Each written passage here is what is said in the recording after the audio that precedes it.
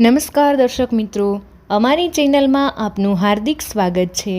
ઓમ નમો ભગવતે વાસુદેવાય નમઃ. હર હર મહાદેવ. મિત્રો, હિન્દુ પંચાંગ મુજબ આજે ઋષિ પંચમી ઉજવવામાં આવી રહી છે. ધાર્મિક શાસ્ત્રોમાં ભાદરવા મહિનાની શુક્લ પક્ષમીની પંચમીના દિવસે સપ્ત ઋષિની પૂજા કરવાનો અને ઉપવાસ કરવાનો મહત્વનો ઉલ્લેખ કરવામાં આવ્યો છે. પૂજા દરમિયાન સપ્ત ઋષિ મંડળમાં સામેલ બધા જ 7 ઋષિઓ વશિષ્ઠ ઋષિ, કશ્યપ ઋષિ, અત્રિ ઋષિ, ભારદ્વાજ ઋષિ, વિશ્વામિત્રી ઋષિ, ગૌતમ ઋષિ અને જમદગ્નિ ઋષિની પૂજા કરવામાં આવે છે. આ દિવસે ઋષિ પંચમીની કથા સાંભળવામાં પણ આવે છે. આ વ્રત મહિલાઓ માટે ખૂબ જ સૌભાગ્યશાળી માનવામાં આવે છે. આ વ્રત કરવાથી મહિલાઓ રજસ્વલા દોષથી મુક્ત થઈ જાય છે. એટલે કે માહવારી સમયે કોઈનાથી કોઈ પાપ કે ભૂલ થઈ ગઈ હોય તો આ વ્રત કરવાથી તેમને પાપમાંથી મુક્તિ મળી જાય છે.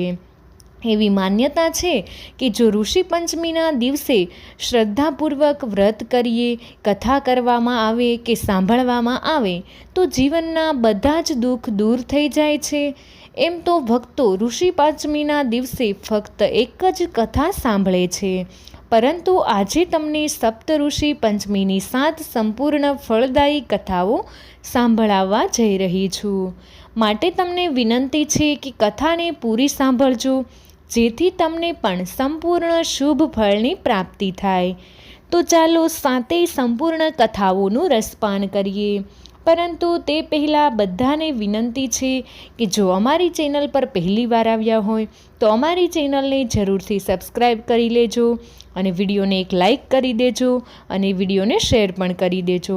કમેન્ટ બોક્સમાં હર હર મહાદેવ જરૂરથી લખી દેજો, જેથી કરીને ભગવાન ભોળાનાથની કૃપા આપ સૌ પર નિરંતર બની રહે. તો ચાલો કથાની શરૂઆત કરીએ. હવે આપણે પહેલી કથાનું રસપાન કરીશું. તેને ધ્યાનથી તમે સાંભળજો. એક સમયની વાત છે. એક નગરમાં એક બ્રાહ્મણ તેની પત્ની સાથે રહેતા હતો. તેની પત્નીએ એક દિવસે ઋષિઓને ભોજન માટે આમંત્રણ આપ્યું, પરંતુ તે દિવસે તે રજસ્વલા થઈ ગઈ અને તેણે વિચાર્યું કે હવે શું કરું. તેણે તો ઋષિઓને ભોજન માટેનું આમંત્રણ આપી દીધું હતું, અને જો તેણે તેમને ભોજન ન કરાવ્યું અને તેમનું સન્માન ન કર્યું તો અનર્થ થઈ જશે. આવો વિચાર કરીને તે મૂંઝવણમાં આવી ગઈ અને ત્યારબાદ તે તેની પાડોશણની પાસે ગઈ અને તેને પૂછ્યું, બહેન, આજે મેં મારા ઘરે ઋષિઓને ભોજન માટે આમંત્રણ આપ્યું છે અને આજે જ હું રજસ્વલા થઈ ગઈ છું.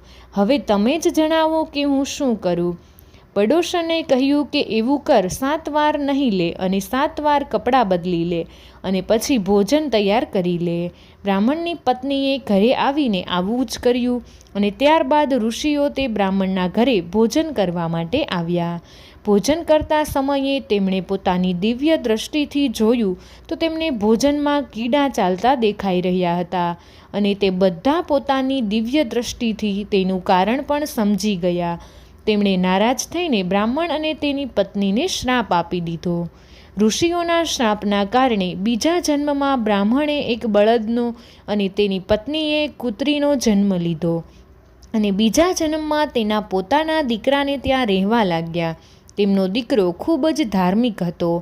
એક દિવસે તે દીકરાએ તેમના માતા પિતાના શ્રાદ્ધના દિવસે બ્રાહ્મણોને ઘરે ભોજન કરવા માટે બોલાવ્યા. આ જોઈને તે બળદ અને કૂતરી વાતો કરવા લાગ્યા. આજે તો આપણો દીકરો આપણું શ્રાદ્ધ કરી રહ્યો છે, આજે તો ખીર અને પૂરી ખાવા મળશે. પોતાના ઘરે ભોજન માટે તેમણે વિવિધ પ્રકારના વ્યંજનો બનાવ્યા. હવે બ્રાહ્મણોના દીકરાની પત્નીએ ખીર બનાવવાનું શરૂ કર્યું, અને જ્યારે તે કોઈ કામથી બહાર ગઈ ત્યારે રસોડામાં એક સાપ આવ્યો અને તે સાપે ખીરની તપેલીમાં ઝેર નાખી દીધું.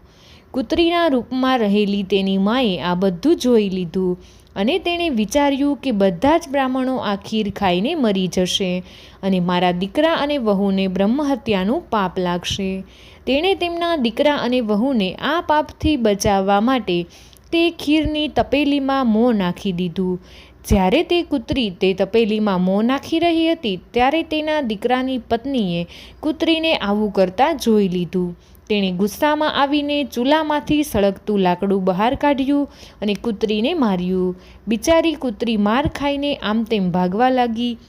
એમ તો તેની વહુ ભોજનમાં વધેલું ખાવાનું દરરોજ તે કૂતરીને નાખતી હતી, પરંતુ ગુસ્સાના કારણે તેણે આજનું બધું ખાવાનું બહાર ફેંકી દીધું અને ત્યાર પછી બધા જ વાસણ સાફ કરીને બીજી વાર રસોઈ બનાવી અને બ્રાહ્મણોને બોલાવ્યા. પછી તેમણે ભોજન કરાવ્યું. મિત્રો, હવે રાત પડી ગઈ હતી અને રાતના સમયે ભૂખથી વ્યાકુળ થઈને તે કૂતરી તેના પૂર્વજન્મના પતિ જે બળદના રૂપમાં હતા તેમની પાસે જઈને બોલી, સ્વામી, આજે હું ભૂખેથી મરી રહી છું. એમ તો મારો પુત્ર દરરોજ મને ખાવા માટે કંઈક ને કંઈક આપતો હતો, પરંતુ આજે મને ખાવા માટે કંઈ મળ્યું નથી. મેં તો સાપના ઝેરવાળી ખીરની તપેલીમાં એટલા માટે મોં નાખ્યું હતું કે તેમણે બ્રહ્મહત્યાનું પાપ ન લાગે, અને આ કારણથી જ વહુએ મને ખૂબ જ મારી અને ખાવા માટે પણ કંઈ આપ્યું નહીં. ત્યારે તે બળદે કહ્યું, તારા પાપના કારણે જ હું અત્યારે આ યોનિમાં પડ્યો છું અને આજે ભારે વહન કરતાં કરતાં મારી કમર તૂટી ગઈ છે. આજે હું આખો દિવસ ખેતરમાં હળ ચલાવતો રહ્યો અને આપણા દીકરાએ આજે મને પણ ભોજન નથી આપ્યું અને મને પણ માર્યા છે. આપણને આ પ્રકારનું કષ્ટ આપીને તેણે આ શ્રાદ્ધને નિષ્ફળ કરી દીધું છે. મિત્રો, તેમના માતા પિતાની આ વાતોને તેમના દીકરાએ સાંભળી લીધી અને તે તેમના દુઃખથી ખૂબ જ દુઃખી થયો. તેણે તે સમયે બંનેને પેટ ભરીને ભોજન કરાવ્યું અને પછી તે દુઃખી થઈને વનમાં જતો રહ્યો. વનમાં જઈ તેણે ઋષિઓને પૂછ્યું, ઋષિ, મને જણાવો કે મારા માતા પિતા કયા કર્મોને કારણે આ નીચ યોનિમાં જન્મ્યા છે અને તેમને કયા પ્રકારેથી હવે આ યોનિમાંથી છુટકારો મળી શકશે. ત્યારે ઋષિ બોલ્યા, તું તારી પત્ની સાથે મળીને ઋષિ પંચમીનું વ્રત કર અને તેનું ફળ તમારા માતા પિતાને આપો. ઋષિના કહ્યા મુજબ ભાદરવા મહિનાની શુક્લ પક્ષની પંચમીના દિવસે તેમણે પવિત્ર નદીના પાણીથી સ્નાન કરીને નવા રેશમી કપડાં પહેરીને સપ્ત ઋષિઓનું પૂજન કર્યું અને બધું જ પૂજન તેણે પોતાની પત્ની સાથે મળીને વિધિ વિધાન મુજબ કર્યું અને તેનું પુણ્ય પોતાના માતા પિતાને આપી દીધું. તેના ફળ સ્વરૂપે તે બ્રાહ્મણના માતા પિતા પશુઓની યોનિમાંથી છૂટી ગયા. વ્રત પૂરું થતાં જ આકાશમાંથી વિમાન આવ્યું. તે બળદ સુંદર પુરુષ અને તે કૂતરી સુંદર સ્ત્રીના રૂપમાં આવી ગયા અને બંને વિમાનમાં બેસીને સ્વર્ગમાં જતા રહ્યા. હે ઋષિ ભગવાન, જેવા તે બ્રાહ્મણ પતિ પત્નીના દોષ દૂર કર્યા તેવા બધા જ દોષ દૂર કરજો. જેવી રીતે તમને મોક્ષ અપાવ્યો એવી રીતે બધાને મોક્ષ આપજો. મિત્રો, હવે આપણે ઋષિ પંચમીની બીજી કથાનું રસપાન કરીશું, માટે આ કથાને ધ્યાનપૂર્વક સાંભળજો. ઘણા સમય પહેલાંની વાત છે. વિદર્ભ દેશના એક સદાચારી બ્રાહ્મણ રહેતો હતો. તેની પત્ની ખૂબ જ પતિવ્રતા હતી, જેનું નામ સુશીલા હતું. તે બ્રાહ્મણને એક પુત્ર અને એક પુત્રી એમ 2 સંતાનો હતા. લગ્નની ઉંમર થતાં તેણે પોતાની દીકરીનું એક સંસ્કારી દીકરા સાથે લગ્ન કરાવી દીધા, પરંતુ દેવી યોગના કારણે તેમની દીકરી થોડા દિવસ બાદ વિધવા થઈ ગઈ. તે દુઃખી બ્રાહ્મણ અને તેની પત્ની પોતાની દીકરી સાથે ગંગા નદીના તટ પર એક ઝૂંપડી બનાવીને રહેવા લાગ્યા. એક દિવસે બ્રાહ્મણની દીકરી સૂઈ રહી હતી ત્યારે તેનું શરીર કીડીઓથી ભરાઈ ગયું. તે દીકરીએ બધી જ વાત તેની માને જણાવી. તે દીકરીની માએ બધી વાત તેના પતિને જણાવી અને પૂછ્યું, હે પ્રાણનાથ, આપણી દીકરીની આવી ગતિ થવાનું કારણ શું? ત્યારે બ્રાહ્મણે સમાધિમાં જઈને આ ઘટનાની જાણકારી મેળવી અને કહ્યું, ગયા જન્મમાં પણ આપણી દીકરી બ્રાહ્મણ હતી. તેણે રજસ્વલા થતાં જ વાસણોને અડી લીધા હતા અને આ જન્મમાં પણ તેણે લોકોની દેખાદેખીમાં ઋષિ પંચમીનું વ્રત પણ નથી કર્યું. એટલા માટે તેના શરીરમાં કીડા પડ્યા છે. હિન્દુ ધર્મશાસ્ત્રમાં વર્ણન કરવામાં આવ્યું છે કે રજસ્વલા સ્ત્રી પહેલા દિવસે ચંડાલીની, બીજા દિવસે બ્રહ્મધાતિની અને ત્રીજા દિવસે ધોબણની જેમ અપવિત્ર હોય છે. તે ચોથા દિવસે સ્નાન કરીને શુદ્ધ થઈ જાય છે.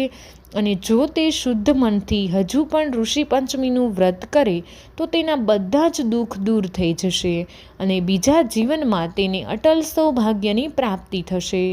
પિતાજીની આજ્ઞાથી તે દીકરીએ વિધિપૂર્વક ઋષિ પંચમીનું વ્રત અને ઉપવાસ કર્યો. વ્રતના પ્રભાવથી તે બધા જ દુઃખથી મુક્ત થઈ ગઈ.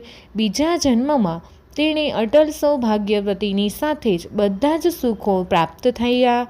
હે ભગવાન, જેવી રીતે તમે બ્રાહ્મણની દીકરી પર કૃપા કરી તેવી રીતે બધા પર કૃપા કરજો. બધાને દોષોથી મુક્ત કરજો અને બધા જ લોકોનું કલ્યાણ કરજો. મિત્રો, આ હતી ઋષિ પંચમીની બીજી કથા. હવે હું તમને ઋષિ પંચમીની ત્રીજી કથા સંભળાવવા જઈ રહી છું, માટે તમે તે કથાને ધ્યાનપૂર્વક સાંભળજો. મિત્રો, એક દિવસની વાત છે. એક ગામમાં એક ગરીબ મા અને દીકરો રહેતા હતા. ભાદરવો મહિનો આવ્યો અને ઋષિ પંચમી આવી. ત્યારે દીકરો બોલ્યો, હું મારી બહેન પાસે રાખડી બંધાવવા માટે જઈશ. ત્યારે મા બોલી, દીકરા, આપણે ગરીબ છીએ અને તારી બહેન ખૂબ જ અમીર છે. જો તું તેના ઘરે જઈશ તો તું તેને ભેટમાં શું આપીશ? ત્યારે દીકરો બોલ્યો, માં, હું લાકડા વેચીશ અને લાકડા વેચવાથી જે પૈસા મળશે તેને લઈને હું મારી બહેનના ઘરે જઈશ. આવું કહીને તે દીકરાએ લાકડા ભેગા કરવાનું શરૂ કર્યું અને તેને વેચીને પૈસા ભેગા કરી તે ભાઈ પોતાની બહેનના ઘરે જવા રવાના થયો. જ્યારે તે બહેનના ઘરે પહોંચે છે ત્યારે તે બહેન સૂતર કાતી રહી હતી. તેણે જોયું કે તેનો ભાઈ આવ્યો છે, પરંતુ સૂતરનો તાર વારંવાર તૂટી રહ્યો હતો. તેને જોડવામાં વ્યસ્ત થઈ ગઈ. ભાઈએ વિચાર્યું કે મારી અમીર બહેનના મનમાં મારા માટે કોઈ પ્રેમ નથી રહ્યો અને તે પાછો જવા લાગ્યો. એટલામાં બહેનનો સૂતરનો તાર જોડાઈ ગયો અને પછી તે બહેન દોડી તેના ભાઈ પાસે ગઈ અને કહેવા લાગી, ભાઈ, હું તો તારી જ રાહ જોઈ રહી હતી. સૂતરનો તાર વારંવાર તૂટી રહ્યો હતો એટલા માટે હું તારી સાથે વાત ન કરી શકી. ત્યારબાદ બહેનને પોતાના ભાઈને પાટલા પર બેસાડ્યો અને રાખડી બાંધી અને પછી ભાઈએ બહેનને ભેટ આપી. ખુશીથી પાગલ થયેલી બહેન પાડોશણને પૂછવા ગઈ કે ઘરમાં કોઈ મહેમાન આવે તો તેના માટે શું રસોઈ બનાવવી જોઈએ. પાડોશણે કહ્યું કે ઘીની અંદર ભાત રાંધીને બનાવો અને તેમાં તેલનો વઘાર કરજો. બહેન ખુશીથી પાગલ હતી. જેવું પાડોશણે કહ્યું તેવું જ તેણે કર્યું. પરંતુ 2 કલાકનો સમય પસાર થઈ ગયો. ભાઈએ કહ્યું, મને ખૂબ જ ભૂખ લાગી રહી છે. ત્યારે બહેન બોલી, મેં ભાત રાંધી દીધા છે, પરંતુ 2 કલાક થઈ ગઈ છે અને હજુ સુધી બન્યા નથી. બહેનને તેના ભાઈને પાડોશણને કહેલી બધી જ વાત કહી સંભળાવી. ત્યારે ભાઈ બોલ્યો, બહેન, શું ક્યારે ઘીમાં ભાત બને? તું દૂધ લાવ અને ખીર બનાવ. બહેને ખીર બનાવી. બધાએ ભોજન કર્યું. સવારમાં વહેલા ભાઈએ જવાનું હતું ત્યારે બહેને રાત્રે જ લાડુ બનાવવા માટે ઘઉંને દળ્યા અને લાડુ બનાવીને ભાઈને બાંધી આપ્યા અને વહેલી સવારે ભાઈ પોતાના ઘરે જવા રવાના થઈ ગયો. ત્યારબાદ તેની બહેનના બાળકો ઉઠ્યા અને કહેવા લાગ્યા, એમણે પણ લાડુ આપો.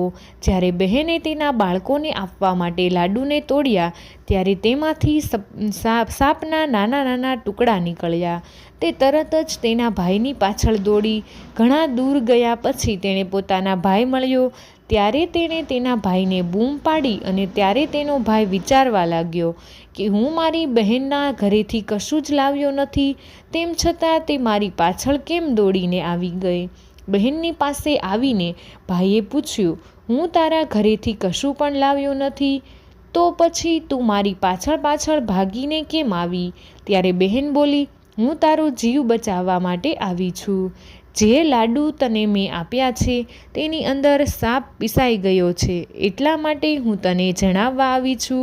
ત્યારે ભાઈ બોલ્યો, બહેન, હું એક ઝાડ પર પોટલીને લટકાવીને નીચે આરામ કરી રહ્યો હતો અને કોઈ મારા લાડુ ચોરીને લઈ ગયું. તે જ સમયે તે લાડુ ચોરનાર વ્યક્તિ પાછળ સંતાઈને ઊભો રહીને આ બધી જ વાતો સાંભળી રહ્યો હતો. તે લાડુ ખાવાની તૈયારીમાં જ હતો અને તે બહેનની વાત સાંભળીને થોભી ગયા અને બોલ્યા, તમે અમારો જીવ બચાવ્યો છે. આજથી તું મારી ધર્મની બહેન છું. અને ત્યારે જ તે ચોર લોકોએ લાડુને જમીનમાં દાટી દીધા અને તે બહેન તેના ભાઈને લઈને પાછી ઘરે આવી ગઈ અને ત્રીજા દિવસે ભાઈએ તેના ઘરેથી વિદાય લીધી. મિત્રો, એટલા માટે ભાઈને રક્ષાબંધનના દિવસે રાત્રે રોકવો જોઈએ નહીં અને જતા સમયે કોઈ ખાવાનો સામાન પણ ન આપવો જોઈએ. હે ભગવાન, જેવી રીતે તમે તે બહેનના ભાઈની રક્ષા કરી તેવી બધાની રક્ષા કરજો. મિત્રો, આ હતી ઋષિ પંચમીની ત્રીજી કથા. હવે હું તમને ઋષિ પંચમીની ચોથી કથા સંભળાવું છું, માટે તમે ધ્યાનપૂર્વક સાંભળજો. એક સમયની વાત છે. એક ઋષિમુનિ રસ્તામાં જઈ રહ્યા હતા. જે રસ્તેથી ઋષિમુનિ જઈ રહ્યા હતા ત્યાં રસ્તામાં એક સુવર્ણ મુદ્રાનો સિક્કો પડ્યો હતો. તે સોનાના સિક્કાને જોઈને ઋષિમુનિ ઊભા રહી ગયા અને તેણે ઉઠાવીને પોતાની પાસે રાખી લીધો અને તેમણે વિચાર્યું કે હું આ સિક્કાનું શું કરીશ. હું આ સોનાના સિક્કાને કોઈ ગરીબને આપી દઈશ, જેથી તેનું ભલું થઈ જશે. આ સોનાનો સિક્કો મારા કોઈ કામનો નથી. આને મારે દાનમાં જ આપી દેવો જોઈએ. અને તેને લઈને તે પોતાના ઘરે આવી ગયા. ઋષિને ઘણું શોધ્યા પછી પણ કોઈ એવો ગરીબ મળ્યો જે સિક્કો મેળવવા માટે સાચો અધિકાર ધરાવતો હોય. ત્યારે ઋષિમુનિ ખૂબ જ પરેશાન થઈ ગયા અને વિચારવા લાગ્યા કે હું આ કોને આપું. અને પછી એક દિવસે ઋષિમુનિ નાહી ધોઈને પોતાના દ્વાર પર ઊભા હતા. ત્યારે તેમની સામેથી એક સેના જઈ રહી હતી અને તે સેનાનો રાજા પોતાની સેનાને લઈને બીજા રાજા પર હુમલો કરવા માટે જતા હતા. ત્યારે તે રાજાની નજર ઋષિમુનિ પર પડી. ત્યારે રાજાએ પોતાની સેનાને રોકી દીધી અને બોલ્યા, આપણે ઋષિમુનિના આશીર્વાદ લેવા જોઈએ. આશીર્વાદ લેવા આપણે આ યુદ્ધ જીતી જઈશું. ત્યારબાદ રાજા આશીર્વાદ લેવા માટે ઋષિમુનિ પાસે ગયા અને પછી તેમના આશીર્વાદ લીધા. ઋષિમુનિએ વિચાર્યું કે હું આ સોનાનો સિક્કો આ રાજાને જ આપી દઉં. અને જેવો જ ઋષિમુનિએ તે સોનાનો સિક્કો રાજાને આપ્યો ત્યારે રાજા ખૂબ જ આશ્ચર્ય થયું કે ઋષિમુનિ મહારાજ મને સિક્કો કેમ આપી રહ્યા છે. ત્યાર પછી પરેશાન થઈને રાજાએ ઋષિમુનિને પૂછ્યું, મહારાજ, તમે મને આ સિક્કો કેમ આપ્યો? હું તો રાજા છું. ત્યારે ઋષિમુનિએ કહ્યું કે તમે બીજા રાજ્ય પર વિજય પ્રાપ્ત કરવા જઈ રહ્યા છો અને તમારી પાસે તો પહેલેથી જ આટલું મોટું રાજ્ય છે અને તેમ છતાં પણ તમારે બીજા રાજ્યની જરૂર પડી ગઈ. એનો મતલબ કે તમારાથી ગરીબ માણસ મેં બીજો કોઈ જોયો નથી. એટલા માટે આ સોનાનો સિક્કો મેં તમને આપ્યો છે. હવે રાજાને બધી જ વાત સમજમાં આવી ગઈ હતી. જ્યારે આપણી પાસે બધું જ હોય છે તેમ છતાં પણ આપણે વધુ મેળવવાની ઈચ્છા પોતાના મનમાં રાખીએ છીએ. આવું આપણે ક્યારેય કરવું ન જોઈએ. આપણી પાસે જેટલું હોય તેમાં જ આપણે સંતોષ માનવો જોઈએ. હે ઋષિ મહારાજ, જેવી સદબુદ્ધિ તમે રાજાને આપી તેવી બધાને આપજો અને બધાનું કલ્યાણ કરજો. મિત્રો, આ હતી ઋષિ પંચમીની ચોથી કથા. હવે હું તમને પાંચમી કથા સંભળાવવા જઈ રહી છું, માટે આ કથાને તમે ધ્યાનપૂર્વક સાંભળજો. મિત્રો, જે પ્રકારે કોઈ પણ વ્રત ત્યાં સુધી પૂરું નથી થતું જ્યાં સુધી તે વ્રતની કથા ન સાંભળવામાં આવે, તે જ રીતે કોઈ પણ વ્રત કથા ત્યાં સુધી સંપૂર્ણ નથી થતી જ્યાં સુધી વિનાયકજીની કથા ન સાંભળવામાં આવે. એટલા માટે હું તમને વિનાયકજીની કથા સંભળાવવા જઈ રહી છું. કોઈ પણ કથા પછી વિનાયકજીની કથા સાંભળવાની સંપૂર્ણ ફળની પ્રાપ્તિ થાય છે. એટલા માટે હું તમને બધાને વિનાયકજીની કથા સંભળાવવા જઈ રહી છું. આ કથાને ધ્યાનપૂર્વક તમે સાંભળજો. મિત્રો, એક ગામ હતું અને તે ગામમાં એક આંધળી વૃદ્ધ મહિલા રહેતી હતી. તેમનો એક નાનો પરિવાર હતો જેમાં તેમનો દીકરો, વહુ હતી. તે વૃદ્ધ માજીએ ગણેશજીમાં ખૂબ શ્રદ્ધા હતી. તે હંમેશા તેમની ભક્તિ અને પૂજા કરતી હતી. એક દિવસે ગણેશજીએ પ્રસન્ન થઈને તે વૃદ્ધ માજીને દર્શન આપ્યા અને તેમને કહ્યું, માજી, હું તમારી ભક્તિથી ખૂબ જ પ્રસન્ન થયો છું. હવે તમે મારી પાસે કશુંક માંગો. ત્યારે વૃદ્ધ માજીએ કહ્યું, ભગવાન, મને તો કંઈ માંગતા આવડતું જ નથી, તો પછી હું તમારી પાસે શું માંગું? ત્યારે ગણેશજી બોલ્યા, સારું, ઠીક છે, હું કાલે ફરીથી આવીશ. તમે તમારા દીકરા અને વહુને પૂછી લેજો અને તેમને પૂછીને કંઈક માંગી લેજો. ત્યારે વૃદ્ધ માજી બોલ્યા, ઠીક છે પ્રભુ. ત્યારબાદ તે વૃદ્ધ માજી પોતાના દીકરા અને વહુને કહે છે, આજે મને ભગવાન ગણેશે સ્વયં દર્શન આપ્યા છે અને તેમણે મને વરદાન માંગવા કહ્યું છે. મને તો ખબર નથી પડતી કે શું માંગવું જોઈએ. તો તમે બંને જ કંઈક સમજી વિચારીને મને જણાવો, મારે શું માંગવું જોઈએ. ભગવાન ગણેશ કાલે ફરીથી આવશે. ત્યારે દીકરાએ કહ્યું, માં, ધન દોલત માંગી લેજો. ત્યારબાદ તેમની વહુએ પૂછ્યું ત્યારે તે બોલી, સાસુમાં, અમારા લગ્નને ઘણો સમય થઈ ગયો છે અને તમારે પૌત્ર પણ જોઈએ છે, તો તમે વરદાનમાં પૌત્ર માંગી લેજો. ત્યારે વૃદ્ધ માજીએ વિચાર્યું, આ બંને તો પોતાના મતલબની ચીજ વસ્તુ માંગી રહ્યા છે, તો મારે મારી પ્રિય બહેનપણીને પૂછવું જોઈએ, તે મને સાચી સલાહ આપશે. આવો વિચાર કરી માજી પોતાની પાડોશન પાસે જાય છે અને જઈને પૂછે છે, બહેન, મને ભગવાન ગણેશે સાક્ષાત દર્શન આપ્યા છે, મને વરદાન માંગવા પણ કહ્યું છે. મને કંઈ સમજમાં નથી આવતું કે ભગવાન પાસે મારે શું માંગવું જોઈએ. ત્યારે ગણેશજીએ કહ્યું, તું તારા દીકરા અને વહુને પૂછી લેજે અને પછી મને જણાવજે. હું કાલે ફરીથી આવીશ. જ્યારે મેં મારા દીકરા અને વહુને પૂછ્યું ત્યારે દીકરો બોલ્યો કે ધન સંપત્તિ માંગી લેજો અને વહુ બોલી પુત્ર માંગી લેજો. મને આ બંને વાતો તેમના પોતાના મતલબની લાગી, એટલા માટે હું તારી પાસે આવી છું. તું મને સલાહ આપ કે મારે શું વરદાન માંગવું જોઈએ. ત્યારે પાડોશન કહે છે કે તારે ધન પણ ન માંગવું જોઈએ કે પુત્ર પણ ન માંગવો જોઈએ. તું તો હવે થોડા દિવસ માટે જીવીશ, તો તું તારો આંખો માંગી લે. આ વાત સાંભળીને તે વૃદ્ધ માજીએ આ વાત પણ યોગ્ય લાગી નહીં. તેમણે પાડોશનની વાત પણ માની નહીં. સરળ સ્વભાવના તે વૃદ્ધ માજી ઘરે જઈને વિચારવા લાગ્યા કે એવું કંઈ વરદાન માંગવું જોઈએ કે ફક્ત કોઈ એક માટે ના હોય, પરંતુ તે વરદાનનું શુભ ફળ બધાને પ્રાપ્ત થાય. એવો વિચાર કરતાં કરતાં માજી આખી રાત પસાર કરી દીધી. બીજા દિવસે ભગવાન ગણેશ આવ્યા અને બોલ્યા, વૃદ્ધ માજી, આજે તમે કંઈક માંગી લ્યો. ત્યારે તે વૃદ્ધ માજી બોલ્યા કે વિનાયકજી, મને આંખો આપો કે જેથી હું સોનાના વાટકામાં મારા પુત્રને દૂધ પીતો જોઉં, અને સુહાગ આપો, નિરોગી કાયા આપો અને નોકરીની માયા આપો. આ દુનિયાના બધા જ લોકોને સુખ આપો, મોક્ષ આપો. ત્યારે ગણેશજી બોલ્યા, માજી, તો તમે મને ઠગી લીધો, આ બધું જ માંગી લીધું. ગણેશજી મુસ્કુરાવીને બોલ્યા, માજી, જેવું તમે કહ્યું તેવું જ થશે. અને આવું કહીને ગણેશજી અંતર ધ્યાન થઈ ગયા. તે વૃદ્ધ માજીને ગણેશજીની કૃપાથી બધું જ મળી ગયું. હે ગણેશજી, જેવું તે વૃદ્ધ માજીને આપ્યું તેવું બધાને આપજો. શ્રી ગણેશ ભગવાનની જય. મિત્રો, આ હતી ઋષિ પંચમીની કથા.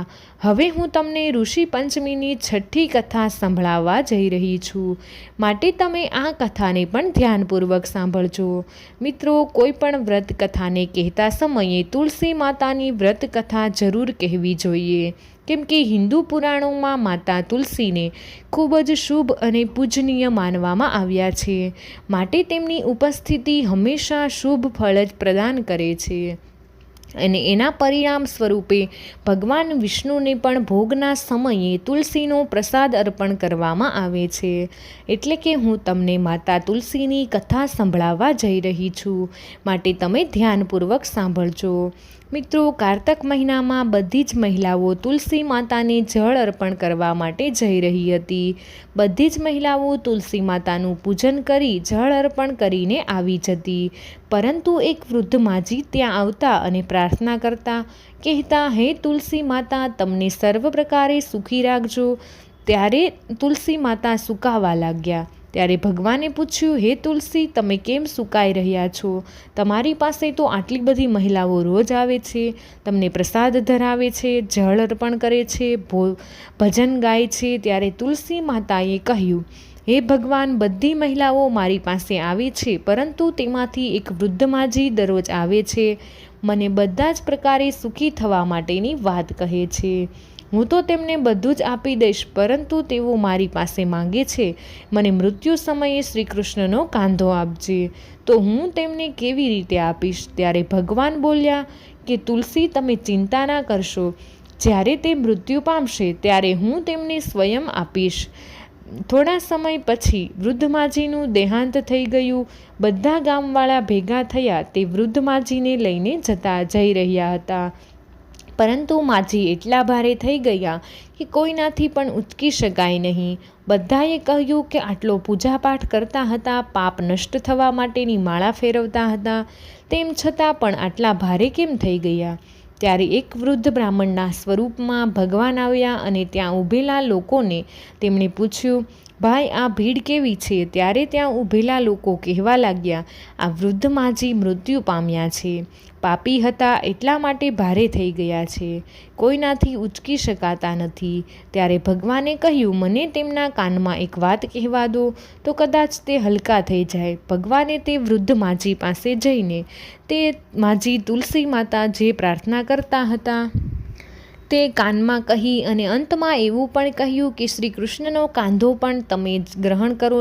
અને આટલું સાંભળતા જ તે વૃદ્ધ માજી હલકા બની ગયા અને ભગવાને તેમને પોતાનો કાંધો આપ્યો. આવી રીતે તે વૃદ્ધ માજીને મુક્તિ મળી ગઈ. હે તુલસી માતા, તમે જેવી મુક્તિ તે વૃદ્ધ માજીને આપી તેવી મુક્તિ અમને પણ આપજો, અને જેવું તમને ભગવાન શ્રી કૃષ્ણનો કાંધો મળ્યો તેવો બધાને મળજો. જય તુલસી માતા. મિત્રો, આ હતી ઋષિ પંચમીની છઠ્ઠી કથા. તો વિડીયો પસંદ આવ્યો હોય તો વિડીયોને એક લાઈક કરી દેજો, તમારા બધા જ મિત્રો સાથે વિડીયોને શેર કરી દેજો અને અમારી ચેનલને સબસ્ક્રાઈબ કરવાનું ભૂલશો નહીં. કમેન્ટ બોક્સમાં જય માં લક્ષ્મી જરૂરથી લખી દેજો.